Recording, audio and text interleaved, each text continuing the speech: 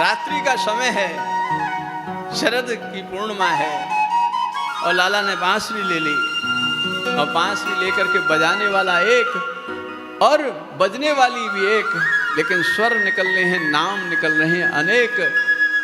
अरे चित्रा बहन सुना, देख लाला ने जो है मुझे बुलाया है, अरे चलो तो सही। विशाखा, राधा, देख कान्हा ने आज हमको बुलाया है। सबको ऐसा लग रहा है कि कृष्ण ने केवल मेरा ही नाम पुकारा है। ये विशेषता है कृष्ण की बांसुरी की, है? जो सुनता है उसको ऐसा लगता है कि कान्हा ने मेरे नाम को लेकर के मुझे बुलाया है, पुकारा है, मेरे नाम को ही पुकारा है। आहा हा, कैसी स्थिति है, दौड़ी चली आ रही हैं। जिसने भी सुना, वह गोपी जिसकी जो दशा थी ना, वो उसी दशा में चल दी है। एक गोपी को देखो तो सही, कृष्ण की बांसुरी में अपना नाम सुना और श्रृंगार करने लगी। आहा, एक आंख में काजल लगाया और दूसरी में लगाना भूल गई। मेरे कान्हा की बज गई बांसुरी, मेरे कन्हैया की बज गई बांसुरी। दूसरी गोपी की दशा देखो, जो होठों में लगाने की चीज है ना, वो ये आंखों में लगा गई, और जो आंखों में लगाने की चीज है उसे होठों में लगा गई। एक गोपी की दशा देखो, है? वो चुनरी ओढ़ना ही भूल गई, लहंगा पहन लिया, उसके ऊपर का वस्त्र पहन लिया, लेकिन चुनरी सिर पर ढकना भूल गई। दौड़ पड़ी मेरे कान्हा की बज गई बांसुरी। एक गोपी की दशा ऐसी कि उसके पति ने भोजन करने बैठा, और भोजन करने बैठा तो उसे लगा, मांगा राम रस, नमक कहते हैं हमारे यहाँ राम रस को, और वो मांगा, मुट्ठी भर के बूरा रख दिया और चल दी। मेरे कान्हा की बज गई बांसुरी। कहने का तात्पर्य, जिसकी जो दशा थी उसी स्थिति में पहुंच गई। देखिए, हर दिन भगवान जब गौचारण करके लौटते थे और माधुरी बांसुरी को बजाते थे, और जब बांसुरी बजाना बंद कर देते थे तो गौएं आकर के घेर लेती थी, वन्य प्राणी आकर के घेर लेते थे, मोर आकर घेर लेते थे, है? लेकिन आज की बांसुरी की विशेषता है, आज केवल ब्रज की गोपियां ही पहुंची हैं, श्री किशोरी जी पहुंची हैं उस बांसुरी को सुन करके। बाकी के जो है वन्य प्राणी नहीं पहुंचे, आज गाय नहीं पहुंची, आज हिरण नहीं पहुंचे, आज मोर नहीं पहुंचे वहां। केवल उन्हीं को, उन जीवात्मा को सुनाई पड़ी है ये बांसुरी, जिनका जो है आज विशुद्ध मिलन होना है, आत्मा और परमात्मा का जिनसे विशुद्ध मिलन होना है, वही जीवात्मा पहुंची है, उन्हीं को सुनाई पड़ा है केवल। मेरे कान्हा की बज गई बांसुरी। दूर से इन गोपियों को आते देखा, भगवान मंद मंद मुस्कुराने लगे, और मुस्कुराते हुए कहते हैं, स्वागतम वो महाभागा प्रियम किम करवाण व ब्रजस्यानामयं कश्चिद ब्रूतागमन कारणम। अरे देवियों, तुम आई हो ना, स्वागत है तुम्हारा, स्वागत है, अभिनंदन है, स्वागत है। मुझे बड़ी प्रसन्नता हो रही है कि आप आई। ये सुनकर के गोपियों को बड़ी प्रसन्नता हुई।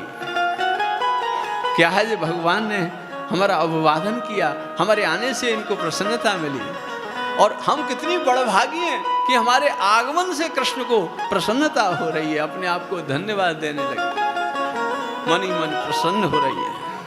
इतनी देर में क्या होता है, भगवान बोले कि आप आई हो, ये तो अच्छी बात है, लेकिन किस लिए आई हो ये तो बताओ।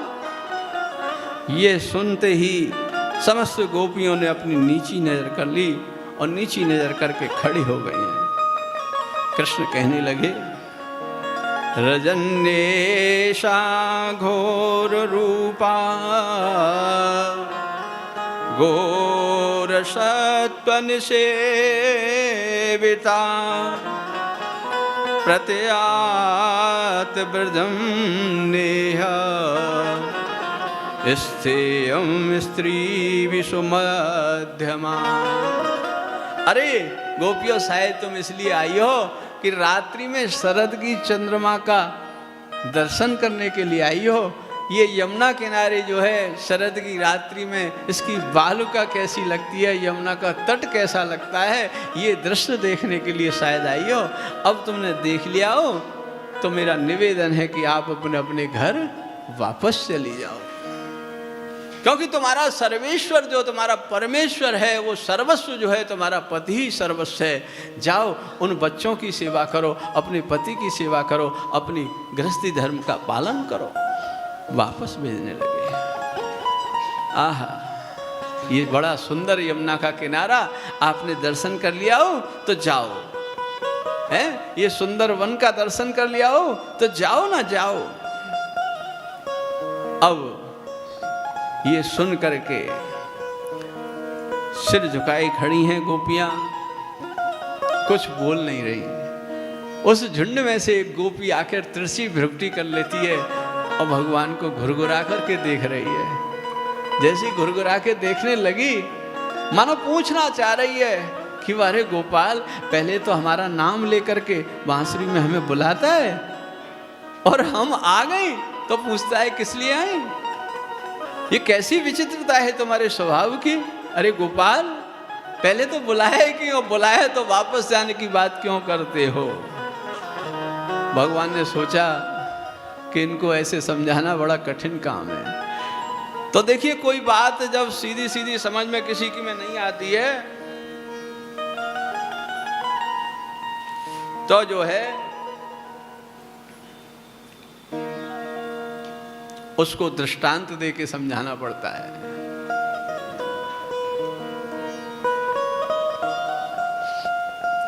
और उसको दृष्टांत दे के समझाना पड़ता है तो भगवान एक दृष्टांत दे रहे हैं, एक कहानी सुना रहे हैं। पातिव्रत धर्म की महिमा बता रहे हैं भगवान, और कह रहे हैं कि अरे गोपियों, तुम पातिव्रत धर्म की महिमा नहीं जानती हो।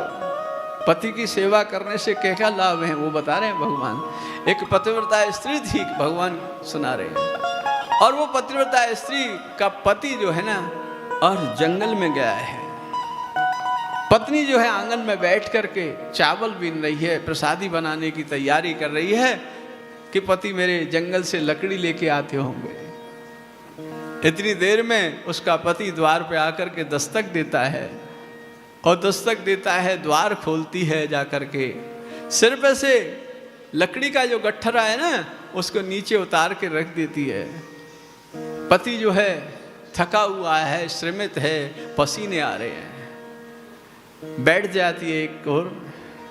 पति सामने बैठ जाता है, उसका पंखा झलने लगती है, और पंखा झलने के बाद में उसको जल ला के देती है, जल पिलाती है।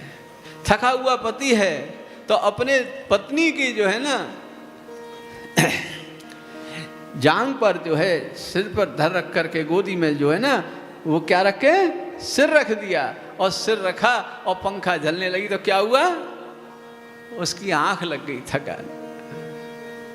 इधर उसका छोटा सा बालक 1-1.5 वर्ष का है, एक कोने में चूल्हे पर जो पात्र रखा है जिसमें पानी उबल रहा है, जल उबल रहा है भात बनाने के लिए, जिसके लिए चावल बीन रही थी। वो छोटा सा बच्चा जो है चलता हुआ चूल्हे की ओर जा रहा है।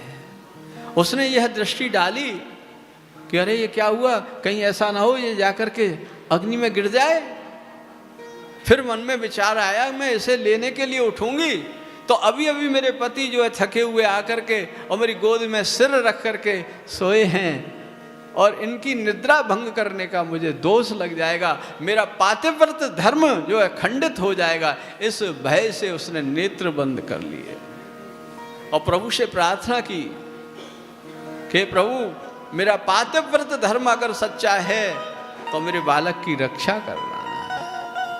धीरे धीरे चलता हुआ बालक, और परिणाम क्या हुआ कि वो धड़ाम से चूल्हे पर जाके गिर जाता है। वो बर्तन का जो है जल भी फैल जाता है, और धड़ाम से गिरा तो कस के नेत्र बंद कर लिए, अपनी चीत्कार को भी अंदर पी गई है।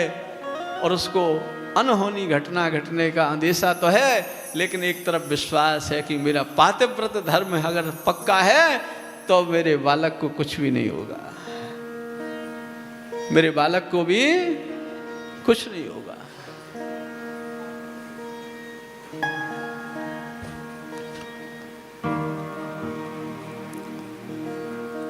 कुछ समय के बाद उसका पति जो है नेत्र खोलता है, उठता है, नींद टूटती है, तो उठ करके दौड़ करके सबसे पहले बेटे को देखने जाती है। तो वहाँ बेटा जो है ना, जो दाहक तत्व है, ऐसा शीतल तत्व हो गया, माँ कह करके गोदी में आ गया, वो कहीं पे भी जला नहीं है, कोई इसको अग्नि का दोष नहीं लगा उसे। ये पातिव्रत धर्म की महिमा बताई भगवान ने। और एक क्षण के लिए मौन हो जाते हैं और मौन होकर के कहते हैं, अरे गोपियों, पातिव्रत धर्म की महिमा सुनाई, कुछ समझ में आया? तिरछी नजर करके जो गोपी खड़ी थी ना, वो बोली, गोपाल बहुत चतुर हो, बहुत होशियारी कर रहे हो, हैं? ऐसी दो चार कथाएं तो हम भी सुना सकती हैं तुमको, हम भी जानती हैं। बोले अच्छा, पतिव्रता स्त्री की? बोले हाँ सुना सकती हैं। बोले सुनाओ तो अब वो गोपी सुना रही है, भगवान को जवाब में सुना रही है और कह रही है कि एक पतिव्रता स्त्री थी और चातुर्मांश का जो है नियम शुरू होता है ना, अपने यहाँ ब्रज में तो सब करते हैं, यहाँ कौन करता है?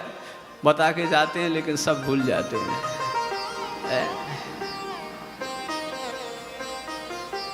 जो देवशयनी एकादशी होती है, उससे लेकर के देवठान को ये व्रत पूरा करते हैं। चातुर्मास जो प्रारंभ होता है, हमारे ब्रज में जो माता है ना, अपने गुरुजी का चरणामृत लेती हैं, कोई कोई जो है अपने पति के अंगूठे का चरणामृत लेती है ना। बहुत सी चीज़ें जो है नियम में, बड़ी लंबी कहानी है। तो एक स्त्री ने चातुर्मांस में ये क्या नियम ले लिया, पतिव्रता स्त्री ने, कि अपने पति का जो है चरणामृत रोजाना लेना है और रोजाना पूजन अर्चन करना है, तब भोजन करूंगी, ऐसा नियम ले लिया है। अब उसका पति जो है 3 महीने 3.5 महीने हो गए, कुछ दिन शेष रह गए वो व्रत पूरा होने में। उसे व्यापारिक कार्य से कहीं बाहर जाना है। आकर के अपनी पत्नी से बोला कि मुझे 2-4 दिन के लिए बहुत जरूरी परदेश जाना है। उसकी पत्नी ने जो है चरण पकड़ लिए, मेरा जो है व्रत खंडित हो जाएगा, चातुर्मास चल रहे हैं, मैं किसकी पूजा करूंगी, किसका चरणामृत लूंगी? थोड़े दिन की बात है ना, मेरा 4 महीना पूरा हो जाए तब आप चले जाना। बोले तब तक तो मेरा व्यापार चौपट हो जाएगा। अब धर्म संकट है, इधर व्यापार को बचाए या पत्नी के व्रत की रक्षा करे। तो उसने युक्ति से काम लिया। उसके पति ने कुम्हार के पास गया और मिट्टी की मूर्ति बनवा लाया अपनी, और मिट्टी की मूर्ति बना करके लेकर के आके अपनी पत्नी को दे दिया और पत्नी से कह दी कि मैं परदेश जा रहा हूँ और अपना नियम पूरा करने के लिए इस मिट्टी की मूर्ति की पूजा कर लिया करना। कुछ दिन के बाद परदेश से पति लौटा, और जब लौटा परदेश से पति तो क्या हुआ कि जिस समय द्वार पे आके दस्तक दे रहा है ना, उस समय वो मिट्टी की मूर्ति की पूजा कर रही है। ये कहानी कौन सुना रहा है? गोपी सुना रही है भगवान कृष्ण को। अब भगवान की तरफ मुख करके गोपी कह रही है, हे केशव, हे गोपाल, अब ये बताओ उस स्त्री को क्या करना चाहिए? पहले द्वार खोल देना चाहिए, पति जो द्वार पे आके दस्तक दे रहा है, या मिट्टी की पूजा कर लेनी चाहिए, मिट्टी की मूर्ति की पूजा कर लेनी चाहिए? तो भगवान मुस्कुरा के कहने लगी, अरे चतुरी गुजरिया, जब सांचे का पति द्वार पे आके खड़ा हो गया है, दस्तक दे रहा है, तो मिट्टी की मूर्ति की पूजा करने की क्या आवश्यकता है? जैसे ये कहा, समस्त गोपियों ने करतल ध्वनि से जो है द्वारकानाथ का जो है स्वागत कर दिया कि धन्य है, अपने मुखारविंद से ही आपने निर्णय कर दिया न्यायाधीश। ऐसे ही तो हम कह रही हैं, हम जो है ना सांचे का जो हमें पति प्राप्त हो गया है, जगतपति के रूप में, जगदीश्वर के रूप में आप जब हमें प्राप्त हो गए हो, उन माटी के थौदाओं को जिन पे घर पे छोड़ के आई हैं, उनके पास वापस जाने की बात बार बार क्यों कहते हो? क्योंकि वो आज जन्म लेते हैं, कल वो मर जाते हैं। ऐसे वर को क्यों वरे जो जन्मे और मर जाए, वर वरिये गोपाल जी, जैसा चुड़ लो अमर है जाए। ऐसे वर को वर के क्या करेंगे हम गोपाल, जिसको वरने से जो है आज सौभाग्यवती हो गई और कल हमारा सौभाग्य खंडित हो जाए। हमने तो जगत पिता जगदीश्वर, जगतपति जगदीश्वर, हमने तो जगतपति की आश्रय ले लिया है, इसलिए अब हम उन पतियों के पास नहीं जाएंगे, बिल्कुल नहीं जाएंगे हम उनके पास।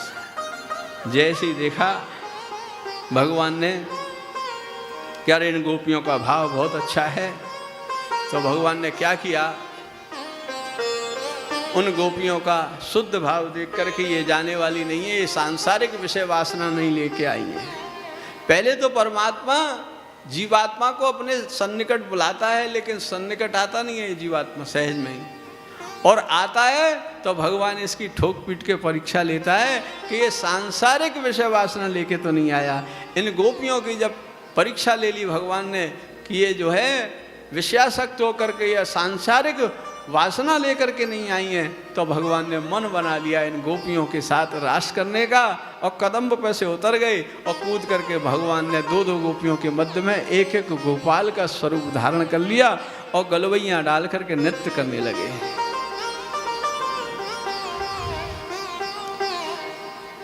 तो महाराज होगा, डांडिया निकाल लो, डांडिया दे दो। राधा नाचे कृष्णा नाचे, नाचे गोपी जन, राधा नाचे कृष्णा नाचे, नाचे गोपी जन, मन मेरो बन गयो सखीरी पावन वृंदावन, मन मेरो बन गयो सखी पावन वृंदावन। नाचे गोपी जन, राधा नाचे कृष्णा नाचे, नाचे गोपी जन, मन मेरो बन गयो सखी पावन वृंदावन। राधा नाचे कृष्णा नाचे, नाचे गोपी जन, बांट दो। नाचे कृष्णा नाचे, नाचे गोपी जन, मन मेरो बन गयो सखीरी पावन ब्रह्मा, मन मेरो बन गयो सखीरी पावन वृंदावन। ब्रह्मा नाचे शंकर नाचे, नाचे ब्रह्मानंद, ब्रह्मा नाचे शंकर नाचे, नाचे ब्रह्मानंद। मन मेरो बन गयो सखीरी पावन वृंदावन, मन मेरो बन गयो सखीरी पावन वृंदावन। रास रचो है, रास रचो है, रास रचो है, यमुना किनारे कान्हा रास रचो है, रास रचो है, रास रचो है, यमुना किनारे कान्हा रास रचो है। रास रचो, रास रचो, रास रचो है, रास रचो, रास रचो, रास रचो है, यमुना किनारे महारास रचो है, यमुना किनारे महारास रचो है। रास रचो है, रास रचो है, यमुना किनारे महारास रचो है।